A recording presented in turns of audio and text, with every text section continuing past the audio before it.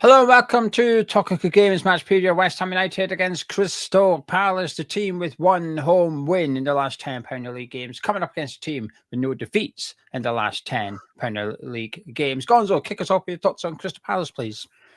Well, it's been first of all, I was absolutely delighted, like I think everybody else was, for them to win the cup. That was brilliant. We know what that feels like. Well, not that particular cup, but we know what it's like, to win a trophy. So I think that's absolutely magnificent. I know, know a lot of people that are Crystal Palace fans as well, and my friend Marcus, who's appeared on the channel on a couple of occasions, he went with his family and had a great time. So you're very pleased for them. What unfolded afterwards was a bit crap, really. With the will they won't they get into the Europa League, and then obviously the subsequent, I guess, relegation, demotion to the Conference League. What I would say about that is, though, I think. Well, I did think that you've got a better chance of winning that, and then wouldn't that be amazing? Wouldn't that be amazing to win no trophies, then win back-to-back trophies? So that would be incredible. But I think it's difficult for Palace at the moment. I think you had the whole situation with Gahey almost leaving, and then Glasner. I mean, West Ham sort of got the blame for it because we pinched Igor. I don't think that was the case. I think, we did pinch Igor. I think that was the case. But Glasner said if I don't get two players in, Igor would just be in the cover one. So Igor and a proper replacement, like as good as Gahey or whatever, then he would walk out and leave. So I think he's a miraculous manager. I think he's a brilliant manager. I think them losing Elise on one season, who of course was brilliant for Bayern Munich last night, and then losing Eze as well. This is tough. This is really tough for him. I think he's a miraculous manager. It's a little sign of what happens, unfortunately. You get a little bit of success and, people are going to nick all your players. So, got a lot of sympathy for them on that, but I'm pleased for them they won the trophy. It's a little swings and roundabouts, so I think they can attract that talent in the first place due to the promise that you can move on. If you come in and you're good enough and the big clubs want you, you'll have a release clause in your contract. Then when they come get you, you can go with their blessing. And hopefully it doesn't offend too many Crystal Palace fans listening, but I think Adam Wharton will be next. I think he'll be the next one that clubs are queuing up for. So how much is him? Sorry, can we get him out of your club? Obviously Mark Gay, but his contract's a little bit different. But that's what allows Palace to attract the talent, grow the talent, and then ideally utilize the funds coming in to grow and build so that they don't have to do that anymore. So eventually they're bringing the top talent in. And actually, there's no release clause in your contract because we are playing European football. You're coming to Crystal Palace because we are now one of the better and bigger clubs in the Premier League. And we've grown since the days of bringing in top players from Championship, almost as a promise of using it as a stepping stone. We're no longer the stepping stone. And that's the challenge. Can they get to that point where they're not losing their top players anymore? But I think they position themselves really well to go there. If you said to a Championship player now, like a top Championship player, which Premier League club would you want to go to? I wouldn't be surprised if Crystal Palace was the response of quite a few because, well, I go there, I'll get an opportunity, I play for a good manager, they're very good at developing players, and then if I'm good enough to go on and play for a Champions League club, they're not going to stand in my way either. In terms of being attractive to the best talent in a division below the Premier League, they must be at the very top. They've got to be right up there with the best of them. I think they're a wonderful club. I'm pleased they won the FA Cup. Really pleased for them. I like Glasner as a manager. I like the story.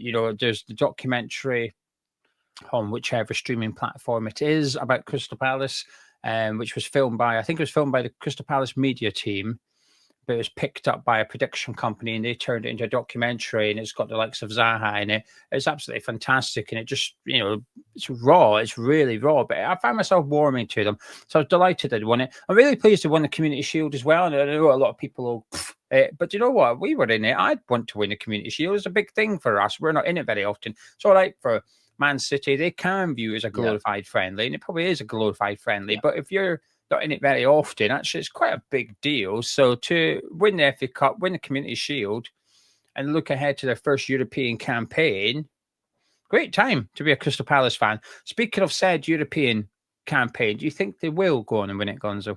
it depends if they keep Glasner. That's the main thing. He can certainly get a tune out of it. I think they need to strengthen. I think they need one more fantasy player actually in January. I mean, obviously Mateta's a good striker, but look, I thought they mitigated the loss of Elise well, but to lose Elise and Eza, I would imagine they need one more. As I say, one more. But I don't know whether that's a playmate. I know obviously Wharton is great at the passing, maybe a dribbler, something that does something that can unlock the opposition defense. Maybe what James Ward-Prowse for his free kick ability or something like that. But I think if they can strengthen in January, I think they'll obviously get through the expanded thingamajiggy group stage. What's it? But to go on to it, it's a long old season as well. It's tough. I'd be lying if I said I think they'll get through, but at the moment I don't think they will win it. If they strengthen and keep Glasner, I think they can. I think they will. I think Glasner's only got 12 months left on his contract because he potentially sees his future lying elsewhere away from Crystal Palace. Whether he'd go back to the Bundesliga. If Vinny doesn't win them the Champions League, will he be on the chopping block? Winning the Bundesliga isn't enough to keep you in the job at Bayern Munich. You've got to go on and do other stuff as well as that. So, he got this sort of done well last season, but this season is like, can you win the Champions League? The answer is no. They might fancy a change, and then the top job in Germany becomes available, and Glasner's out of work. There's an obvious job for him. So it'd be, I think, if Palace want to keep a hold of him, maybe they'll need to win the Conference League. So it's like, right, we've got Europa League football. We've got our biggest ever transfer budget as well in the summer to spend. Unfortunately, the captain and one of our best players is walking out for free, so you're going to have to replace him. Yeah. But I do think, in that regards, though, I do think Steve Parish has really stood by his manager because he had a difficult decision to make in the summer. And I've been quite anti the criticism that was pointed towards Palace in regards to not selling Mark Gee. I thought the week after the transfer window closed, I thought there was a lot of criticism from ex-footballers in particular going, bad business decision, why not selling Gay to Liverpool? And I felt it was almost like entitlement that actually if Liverpool come in, you've got to sell, because there was that entitlement there with Isak as well. It was almost like Newcastle, you have to sell him. He wants to go, sell him, come on. But that sort of attitude wasn't there when Alexander-Arnold was wanting to go to Real Madrid. It's like, what are you doing turning your back on Liverpool? You can't be doing that. What are you doing? Bad boy. Danny Murphy played a big part in that, and he did show his bias throughout both of those. I thought that's bad. It's not like we're a West Ham channel. We can be very pro West Ham, but I thought you can't be doing that. I thought actually, particularly, I heard him on TalkSport. I thought he sounded bitter. But Liverpool didn't land Gay here. I thought that's not a good look. Mate. It wasn't even Murphy. I heard. I can't remember who it was. But it was basically suggested the words were bad business decision. And I was like, sorry, what? No, step back. Glasner's threatened to leave if Mark Gay gets sold. A bad business decision is selling Gay and your manager walks out the door. That's a bad business decision. And Parish would have been in a difficult place because he's, on one hand, is to take the 35 million and sell someone who's out of contract in a year. And so far, has not suggested he sign a new contract. Maybe if they win the Conference League, they'd be like, hello, skipper, we've got a Europa League campaign now. Here's a big contract for you, lots of years, lots of money, sign and dot line. But on one hand, he had to either cash in on his captain, so financially good, but potentially risk losing your manager. Or on the other hand, you have to swallow that loss of 35 million and you keep Oliver Glasner with a chance that you may be able to get him sign a new contract later on. There's a chance that you may get Mark Gage sign a new contract later on, which is even more unlikely. I think they handled it correctly. Did they handle it well?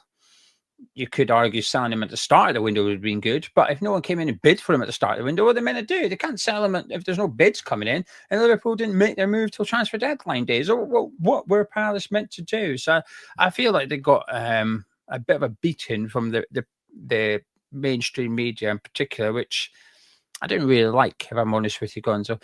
Right then, last question on Crystal Palace. I think there's quite a few, but any players you admire? Yeah. Obviously, Gahey there. I like the other one, the French geezer, Lacroix. What's his name? That's correct. Yeah. Hey. Not bad. French is up to scratch today. Munoz, very good. I thought excellent in the cup final, wasn't he? And Wharton is. I like watching him play football. I think that's.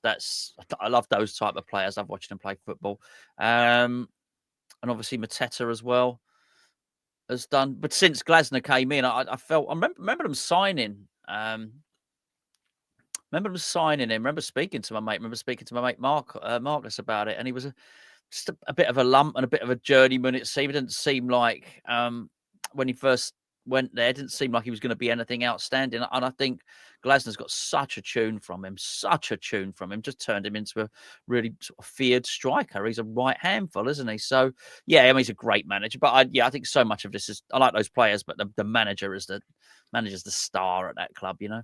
And Mateta tucks his shirt in. Yes, he does. Yeah, not many players. Him and Rodri tuck their shirt in. Not many players tuck their shirt in now. No. Is your shirt tucked in? It is not. It is loose. Right. It is hanging out. Wharton, I'm a huge fan. I've liked him at Blackburn.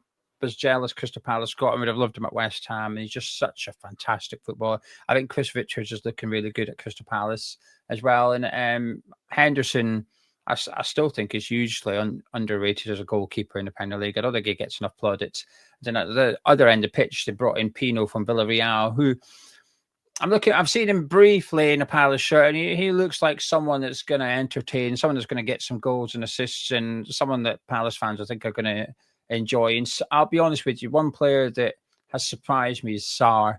When they signed him, because we were linked to him quite often. We were linked to him when he was at Watford, and we were linked to him when Marseille. Was it Marseille? Was that before he went to Palace?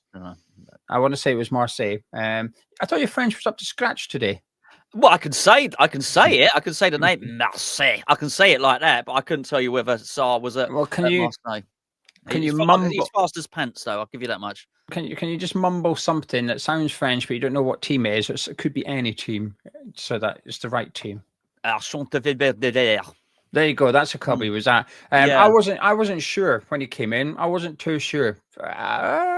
Clearly a bit of talent there, but whether he could sort of step up and become Mr. Consistent, I wasn't convinced by him. But I think he's looked absolutely fantastic at Palace. Even pre-Eze leaving, I thought at times he was the better number 10 out of the pair of them. Eze has got the unbelievable talent. There's no doubt about it. But there's quite a few games I watched. Actually, Sarr I thought was the more impactful player, and I think he's lessened a loss to Palace with Eze going. And I think Kamada's really started to settle in. He was someone that was a bit stinky when he first arrived, even though he had that Glasner connection. I think he took a little while to settle in. And that semi-final against Aston Villa in the FA Cup, wow, he was good. He's been good. He's been adding consistency to his game. Anyway, shall we shut up about Palace and start talking about West Ham? Yeah, I think we should. Yes. Would you like some team news? Yes, please. Well, Wan-Bissaka's a no-go. He still has a stomach problem, so you're not allowed Wan-Bissaka in your team, and you're also not allowed Tomas Soucek. He is suspended after his red card against Spurs. But apart from that, everyone else is available. So you've got 24 players to choose from, Gonzo. I'd like to know the team you want to see, not the team that you think Potter is going to pick. And I think you've got a big decision to make, or rather Potter's got a big decision to make. You can just say whatever you want. There's no consequences to what you're way to say. None. But I think he's got a big decision to make with his goalkeeper. So who would you play in goal? Yeah, look, the worst happens to me is a thumbs down in the comments. He might be getting his P45, as you rightly say. Areola, probably play Areola back in goal. I know there's a temptation maybe to put Fabianski in there, but he's only had one run out for the under 21 team. He must have doctored his passport, hasn't he? The old birth certificate from Fabianski Jr. there. Yeah, I'd play Areola in goal for this one. I think I'd go Fabianski. I would, and I appreciate it's desperate, but I think that's exactly what we are. We're desperate. As much as a fan of as I am of Hermansen, he's been unconvincing so far at best. Areola has been unconvincing at best for a season, maybe. And I think Fabianski was all right last season. He was fine in under 21s, but largely untested. Is he match fit? Possibly not. But there's just some players I trust.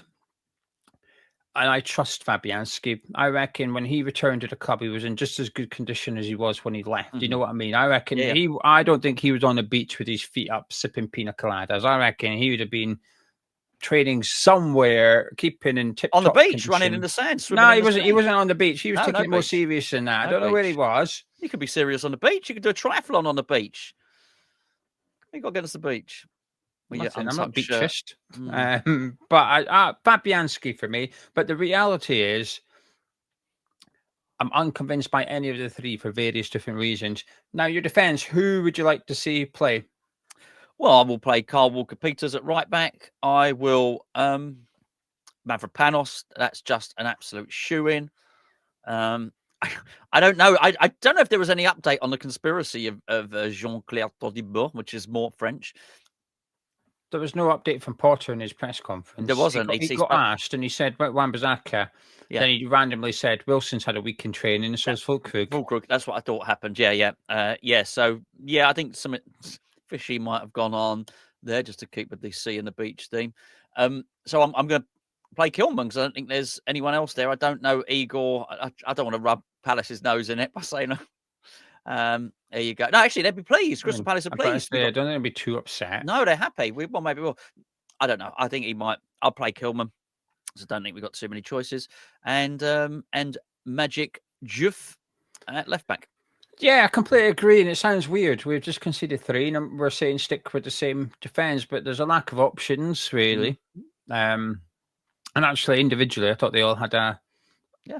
I thought Walker-Peters had a good game. I thought Panos had a good game. I thought Juf had a good game. I thought Kilman was okay, which is an improvement on weeks prior to the Nottingham Forest game. But I was fine with what I seen from the defence. Despite conceding 3, I don't think our issue was the back four. I actually thought they restricted Tottenham in open play pretty well, up until the red card, of course, but then I would suggest from then on it was due to having a player sent off. But prior to that, so for 55 minutes, Hermansen didn't really have a save to make in open play. We were okay, and a large part of that was due to the 4 defenders in front of him. So I'll continue as it was. However, in midfield, Gonzo, I think we're both going to want to see some changes. One's forced, Soucek suspended. I've got a feeling that's not the only change you're going to want to see. So talk me through how you like to line up in the middle of the park. Well, I'm gonna drop James Ward-Prowse is what I'm gonna do. The Soucek decision's been taken out of Potter's hands. I'm going to play Fernandes. I'm going to play Lucas Paqueta. I won't be playing him as a striker, and I'll go with Magassa in there as well. But if not, I'd happily play Potts in there. But it's time. We've signed this player. It's not just time for us. It's time for Potter. This is it. He's bang in trouble here. Bang in trouble. So he needs to completely metamorphosize that midfield, and that's going to do it as well. He looked all right, I thought, against Spurs, albeit in difficult circumstances, Magassa, but I thought there was some nice bits of play from him. Yeah, I was so fed up by that point. It wasn't just we said it in our Patreon player ratings, where once we almost wrote off what the subs had done, because of the red card, because of the way that very much he was waving the white flag with his substitutions as well. I actually felt it during the game as well. I lost. Obviously, you do continue to watch it, but I had no real real interest in it. I had no passion for it. I was so disappointed. I was so gutted. I just hated the way that Guilherme was introduced. I hated the way that Magassa was introduced. So I was sort of almost resentful of it, even though I wanted to see them. I'm very keen to see those players. So yeah, I'll take your word for it. And I just know, I know all I need to know, which is he would be better than Ward-Prowse. But I think Potts would be as well. And I think almost anybody would be better than Ward-Prowse. So that will do me. Don't worry, the players on the pitch felt the same way as you did when the subs were made. They all went, I'm disinterested. Ward-Prowse said, I'm still here. I'm still here. Jay, can you give me a 90-second substitution so I can get the applause from the crowd, please? I completely agree. Your midfield trio of Magassa, Paqueta and Fernandes. And to be honest with you, sometimes I'll sit here and say, I don't really mind. To some extent, the goalkeeping position. I get it. No matter which one he picks, I get it. If he picks Hermansen, I understand it. If he picks Ariola, I understand it. If he picks Fabianski, I understand it. We'll all have our preferences, but sometimes I find it quite easy most of the time to separate what I want and what the manager will do and why the manager will do it. I'm able to see why he's doing what he's doing, even though it's not essentially what I would prefer. But in midfield on Saturday, nah, man. You cannot be putting Ward-Prowse in there. I won't understand it. Like I won't get it. There's no justification for it. The Potts one maybe, but even then I'd say, hang on a minute, this is a bit weird, Graham. You've played them all pre-season, you've binned them off, and now you're under pressure. You're throwing him back in again. It's almost like Potts has been denied getting used to the Premier League because those games. We've already had them. That was Sunderland away. That was Chelsea at home, and you got half that game. But those, Wolves away in the cup. That was where Potts should have been playing his minutes. So come this fixture, he's in the first team. It's now his 5th or 6th game of the season. He's looking comfortable in his surroundings. He's acclimatized to the Premier League. Well, he's been denied that opportunity. So I feel like we've bypassed the Potts experiment to some extent. They say, right, well, it's onto your £20 million defensive midfielder. Get him in with Fernandes and Paqueta. It has to be that 3 for me. I don't think there's anything else that I'd be okay with. Don't want to see Ward-Prowse. Don't want to see Rodriguez. Don't want to see Andy Irving. Like I said, Potts, fair enough. But I would still say this feels, we speak of something fishy with Todibo. I'd say something fishy here going on. If now all of a sudden you're happy to play the kid, is it because we've just pumped MK Dons and made it look men v boys, and actually we were the boys, but we made it look like we were the men? Is that why? Is it a reaction to that? Is like you've almost got a little bit embarrassed by how easy the academy made it look during the week? Oh, I better play one of them just to keep everyone a bit happy. I don't know. I think we're going to pick the same 2 wingers, so take it away. Obviously Bowen and Somerville, and I think we might have the same striker as well. Well, I'm not sure.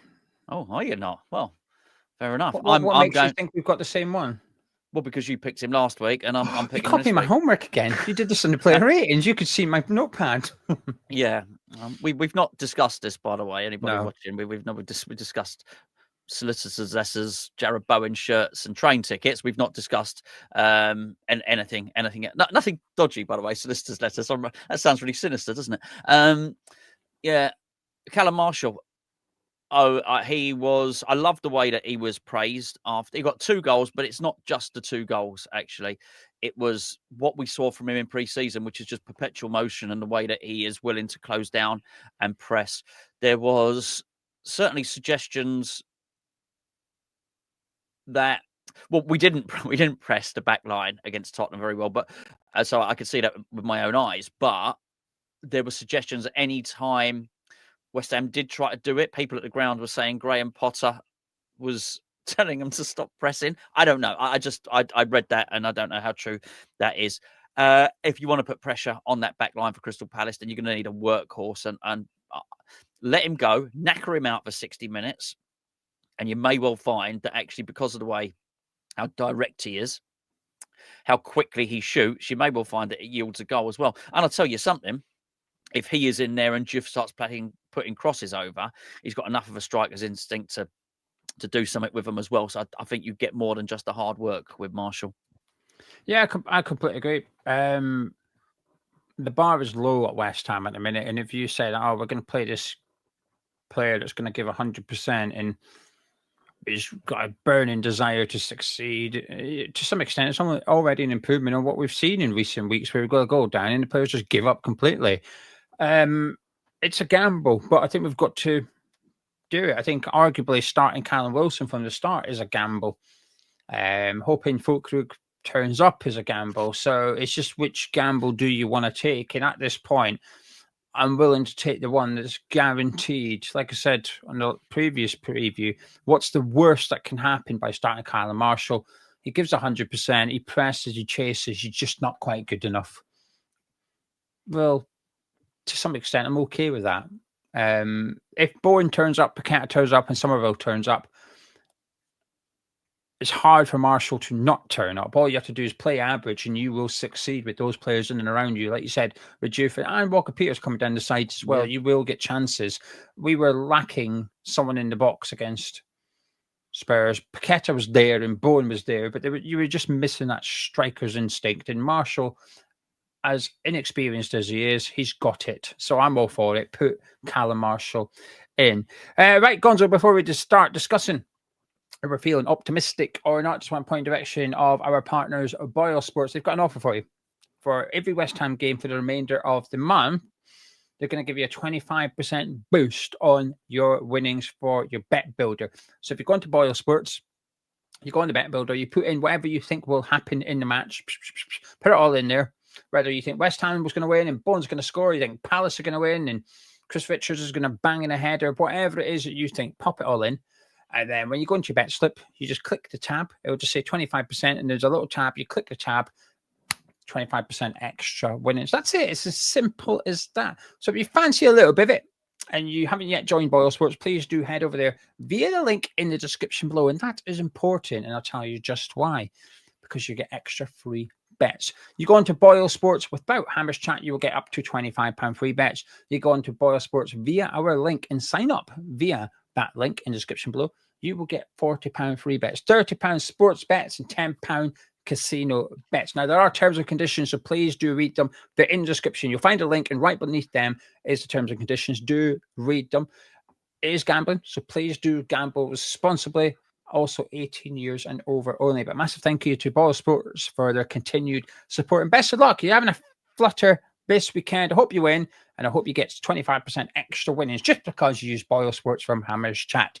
Gonzo, well, before we talk about fruitiness, let's talk potterness. Doesn't really work, does it? That's fine. Everyone knows. Everyone understands. Man, it's a big game for them. There's conflicting reports. Jacob Steinberg's done an article today suggesting that even if we lose, it doesn't necessarily mean he's getting the sack. But I guess it's almost like a message that the club have to put out there, really, don't they? If the club have put it out, I mean, that's the thing. I certainly saw yesterday a lot of misreporting that the club had said that he would be sacked if we lost against Crystal Palace. It hadn't come from the club. So it's tough to know. I think he will be, but that's just my own personal opinion. Whether Steinberg has heard that, I don't know. I just think there's a lot of guessing going on. Mine is an absolute guess. I just think he's got so bad. I think at the moment, if his win percentage is 25%, I mean, to lose again, and it's not I think the board are looking at percentages. It's horrendous. I mean, it'd be the worst by some distance, and the barometer that you have to measure him over. Funny enough, I had, as you can probably tell, I had my haircut and the other day, and the hairdresser was asking me about West Ham, as if I don't speak enough about West Ham. Anyway, go on, make your joke. Go on. How short a time I was in the hairdresser's for? I can see your lips quivering and waiting to say something sarcastic. What were you going to say? I usually do on like naked podcasts or something. I normally do on Patreon. I rip the piss out of you on Patreon. I don't tend to do it on YouTube. I think it's very nice on YouTube. You're a different person you'll find. I'm Beatrice and Harris now. I had a thought, which was, hope you got a discount or or bowl to call it a haircut. There you go. There it is. Oh my word. There you go. It's normally very. It's getting more and more like Hitler's every time I see it. Oh my goodness! I might have to go longer, do a quiff. I might have to either come all off or do, if you pardon the expression, or do it like mind you, if I grow a quiff, it'd be old Quiff Richard. It might start to look like Trump. But I've got nowhere to go. I'm gonna get it in the neck, whatever happens. Well, let's turn it back to Potball. What's your take on him? Look. The thing is, I do think he's gonna. I do think he's under massive amounts of pressure. I do wonder about like the academy graduate stuff as well. We had the awful statement from the club, and it just kept on alluding to pathway to the first team for the youngsters. and I thought the timing of it is horrendous. And particularly after the Milton Keynes game, as you mentioned. Yeah. And then he started saying it. Potter started saying it at his press conference. What is all this stuff? Why is it we're not idiots? We're West Ham fans. Nobody watches games like West Ham fans do. We are aware that there have been no youngsters in the team. We've got our own ideas of it. We're suspicious already with this Ollie Scarl stuff last season. I already think you just said it because it was sort of like a good thing to say to curry a little bit of favour. I'm not seeing any youngsters in the team, so I don't know. But listen, the point of the matter is, he's had a very big barometer. We've had 26 games now. That's a long, and that's sorry to get back to it. The hairdresser was saying to me, it's very early into the season. Surely you need longer than just 3 or 4 games to judge, Potter. And I said, whilst you're cutting this hair, once you got the hairdryer out, let me tell you, I'm shouting above the hairdryer at this point, right? And I said, it's not though. And she said, oh, hold on, is he not just joined? I said, no, he's not just joined. He was here last season. I think we've got a big barometer to judge him by. So I was giving it the old. She was doing all that, and I was giving it the Potter out. That's that really. He's under massive amounts of pressure, both from me and the hairdresser. Yeah, I think it's. I think it depends on the defeat as to whether I believe you'll get sacked or not. I think if we lose by a goal or 2, I think you'll be here for the next game. But if we get beat 3 or 4, then I think it becomes very, very difficult. What I will say, he didn't actually look. He wasn't that snappy in the press conference today. I was expecting a spiky put. I was almost disappointed. He was quite calm and composed. He's been spikier prior to previous games, actually, where he's got a little bit. Yeah. He's gone on the offensive and basically telling journalists he doesn't really care what they think and whatever. And I can swear if you want me to and all that. There was none of that. He was quite chilled out. But I guess it's a pre-match one rather than a post-match one. If we get beat, then you stick a microphone under his nose. You might find you got Spiky Potter on Saturday night. You might have an issue. But I like how he got asked about corners and set pieces today. That made me smile. So it's like letting him know that we know. No, you're not very good at them. So what are you doing about it? And he said, well, I'm not going to tell you. We've obviously got a plan, blah, blah, blah.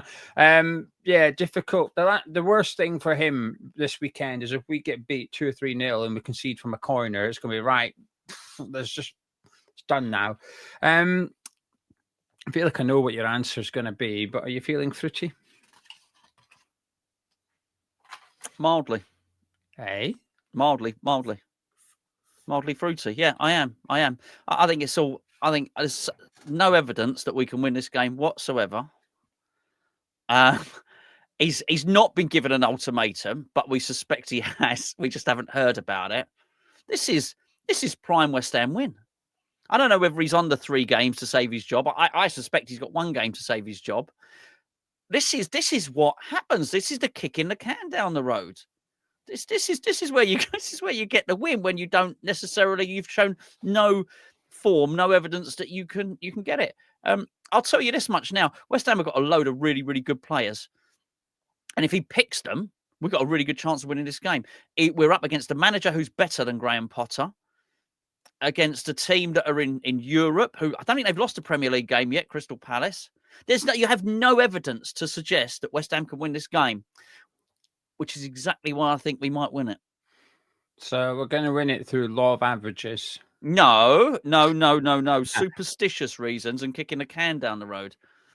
Yeah, no, Palace haven't listened. If you listened carefully at the start of the video, Mr. Gonzo, Crystal Palace are unbeaten in their last 10 Premier League games. I think it's 16. You said that. I remember 16 now. In all competitions. And in that period of time, they won the FA Cup and they won the Community Shield. So they are the informed team. And since Glasner took over at Crystal Palace, only Liverpool and Man City have kept more clean sheets in the Premier League than Palace themselves. So they are a bloody good outfit under Glasner. I'm not feeling fruity, Gonzo. I think the only thing that makes me slightly hopeful is that I think they are a side that's coming up against other sides in transition on how to play against Crystal Palace. Now, we went through this under David Moyes, where season 1, you're playing counter-attacking football. Teams don't fear you. They come out and you sit back, you soak it up, bang, you hit them and you win. And I think Palace have been doing that, but now there's a bit of respect on Palace's name. So when teams come up against them, they go, "Whoa, we're going to sit back. You have the ball. What you can?" And it was a bit like Nottingham Forest. I think they were going through that under Nuno prior to the sacking. Sure.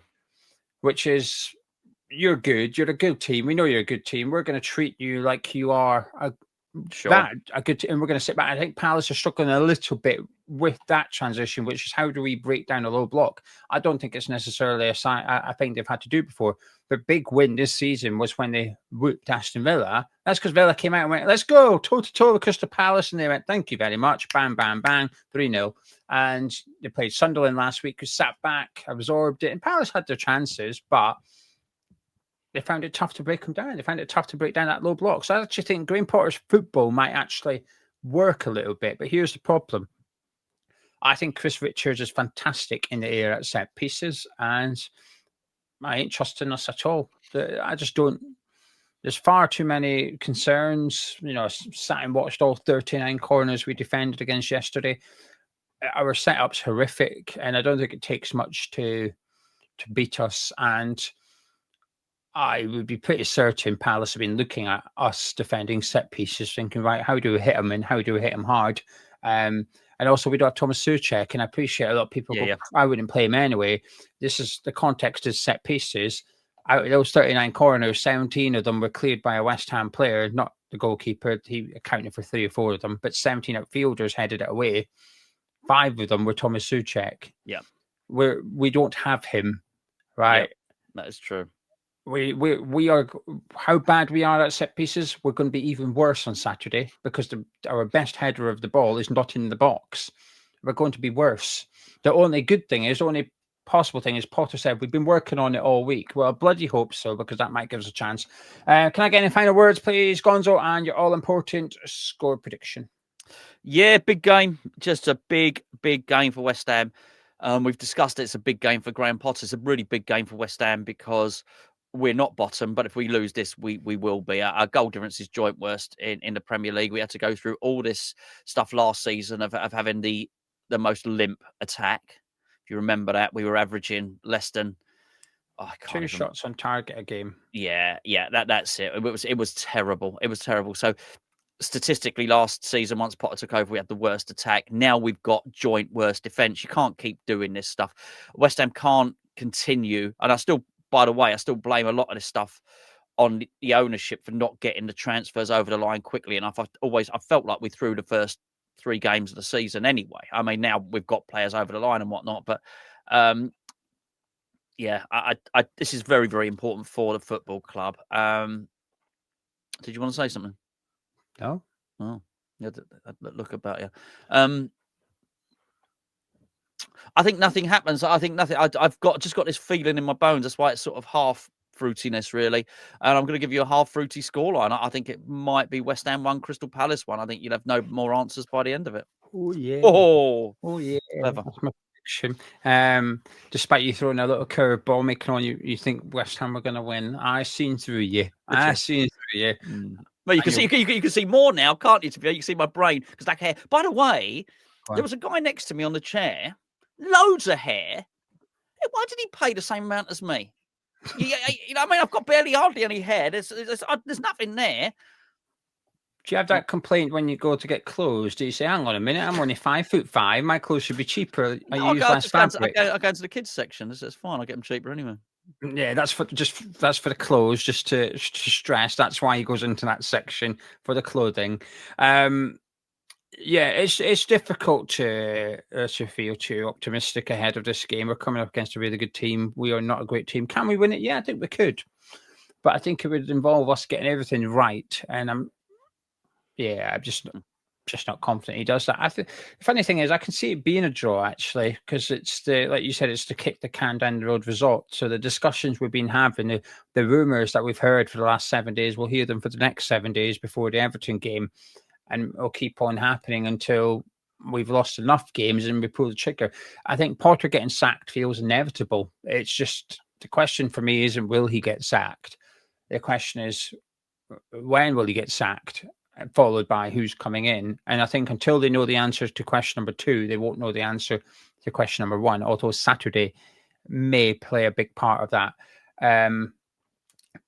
prediction competition, Patreon. If you're a patron, go on patreon.com/TamasChat. If you're not a patron, you fancy signing up, please do. Don't usually try it. Well, you can, but if you win, you only get a pair of socks. But there's different tiers, so there's different levels of prizes. But up for grabs this week on the prediction competition for guessing the score in the first quarter of this match is a signed Jared Bowen photo, a signed Jared Bowen captain's armband, and a signed Jared Bowen shirt. And if you're an addict and you win 2 prizes, not just 1.